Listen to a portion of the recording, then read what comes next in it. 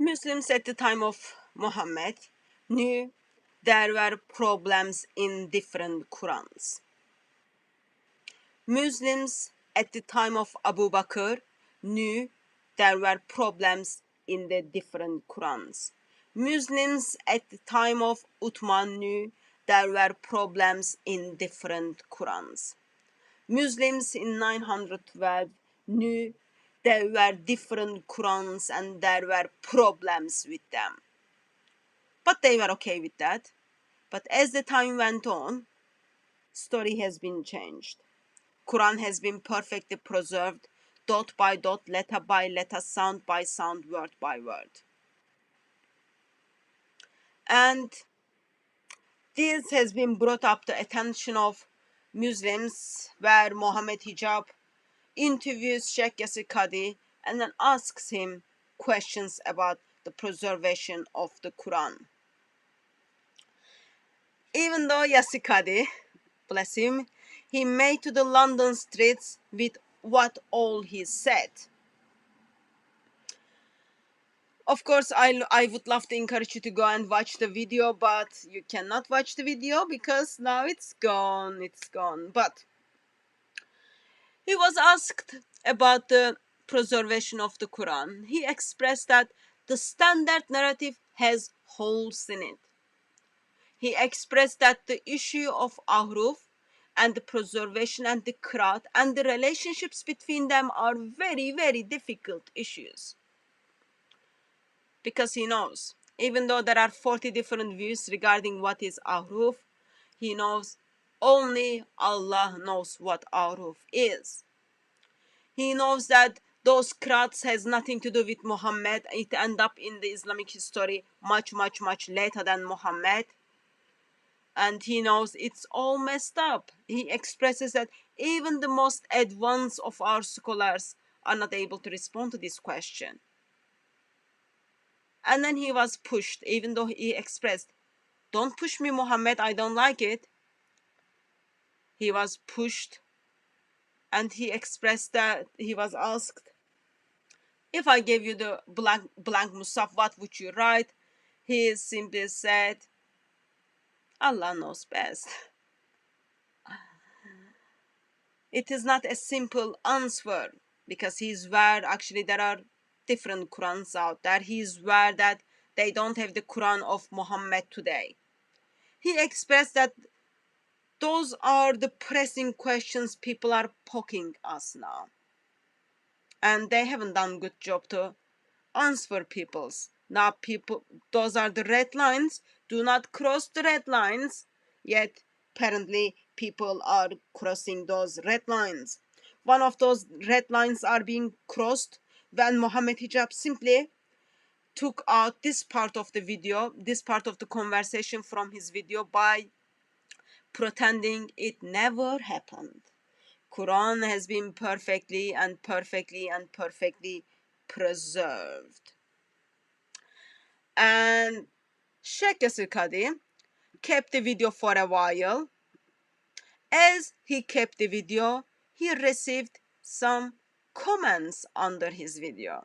Of course, in that time, Mohammed Hijab was quite happy because he didn't even put that part of the video.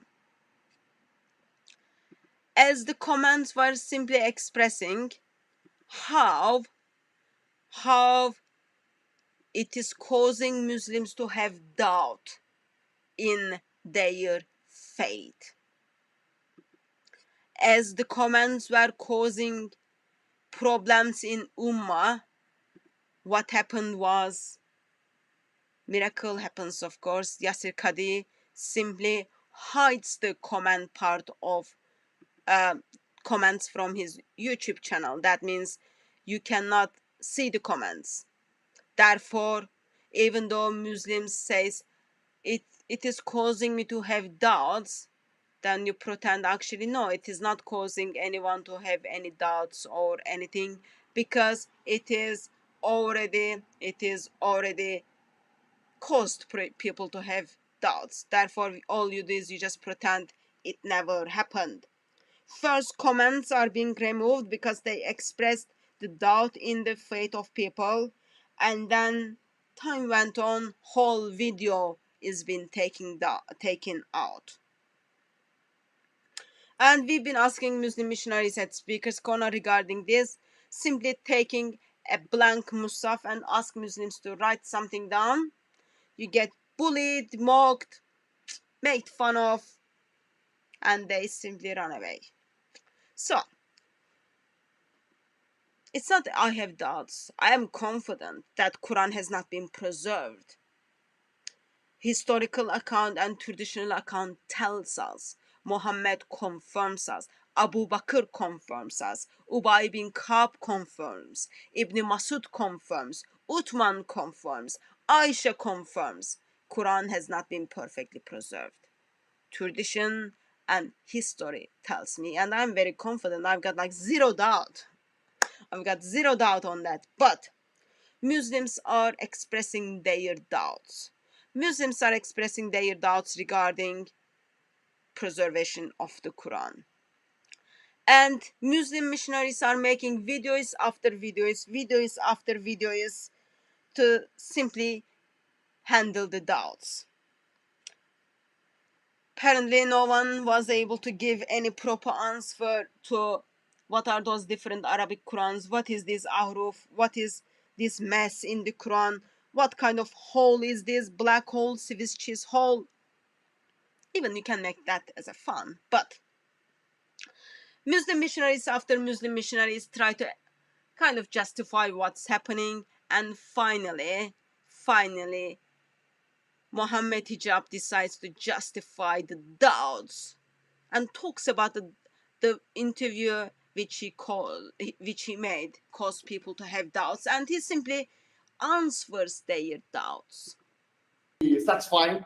But then you have Muslims say, I've got doubts, I don't know, and this can't be quiet.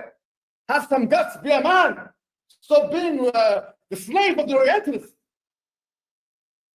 Come on, it's an inferiority complex. Why, man?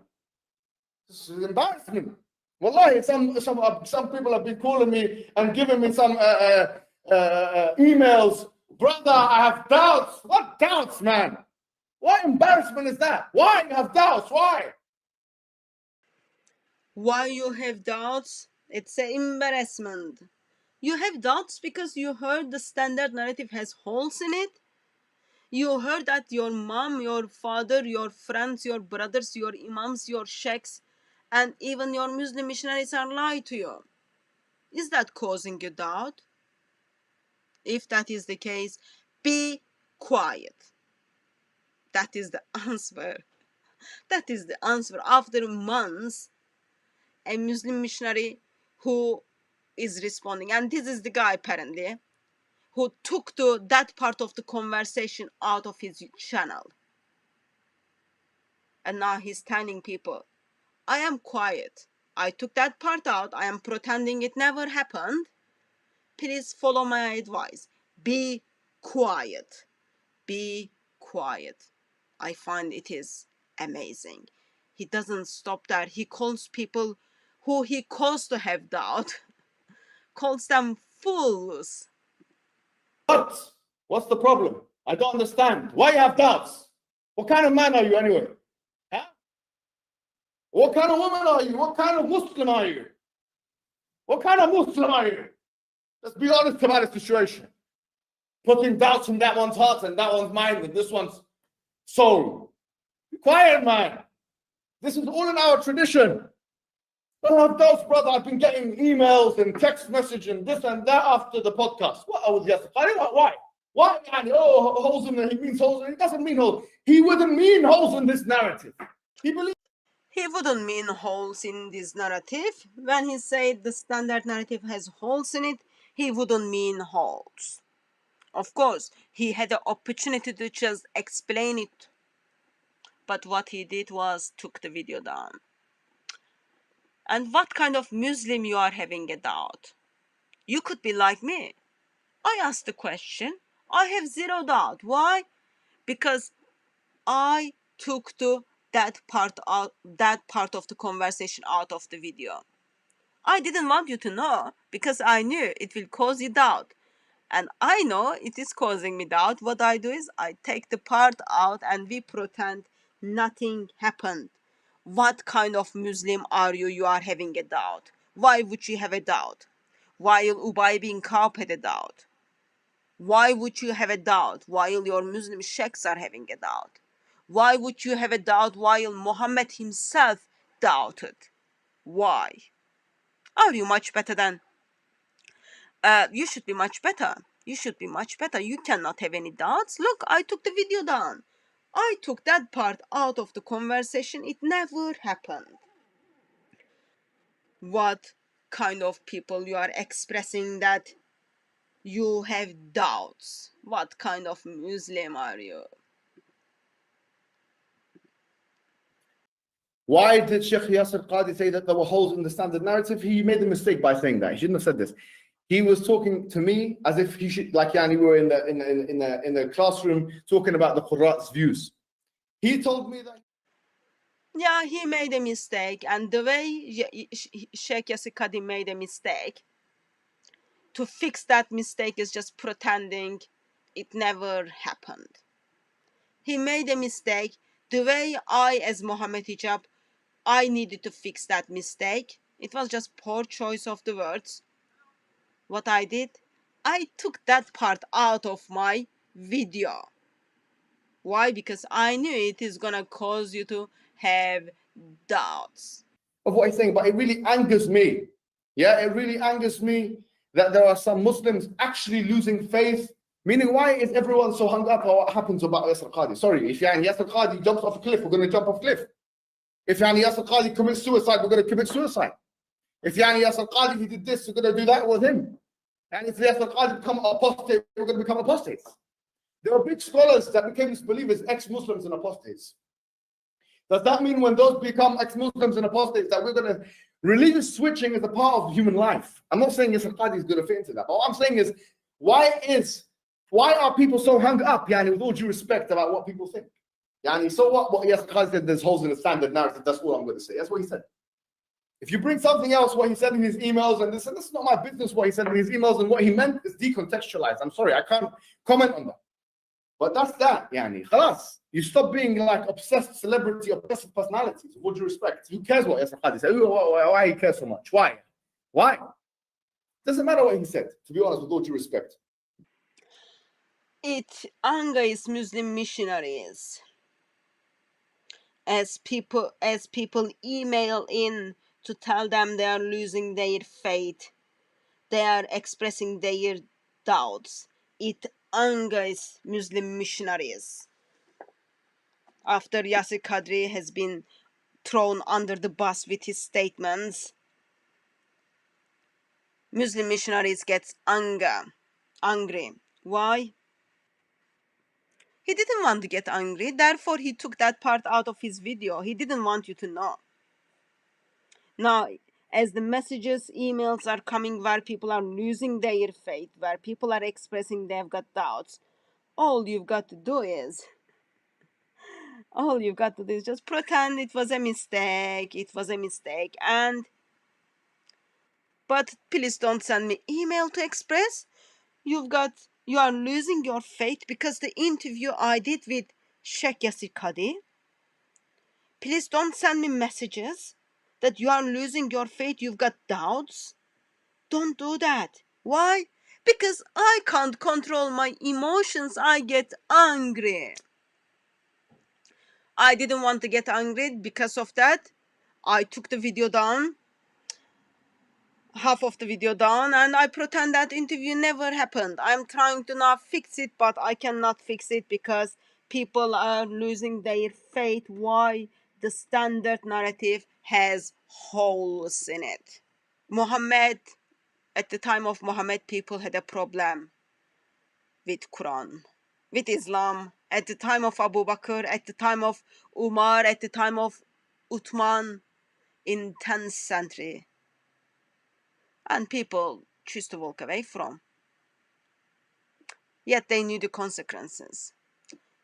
And somehow Muslim missionaries are trying to shut Muslims down because they don't want people to become ex-Muslims. Therefore, you are told, if you are expressing your doubts, you are full. If you are expressing your doubts, if you are expressing that it starts shaking your faith, you are angering Muslim missionaries. Why? I don't know his heart, but maybe you are even causing him to lose the money he's making from decades of lying. But bottom line is this: standard narrative has holes in it, and it is causing Muslims have doubt in their faith. It is helping Muslims to leave Islam.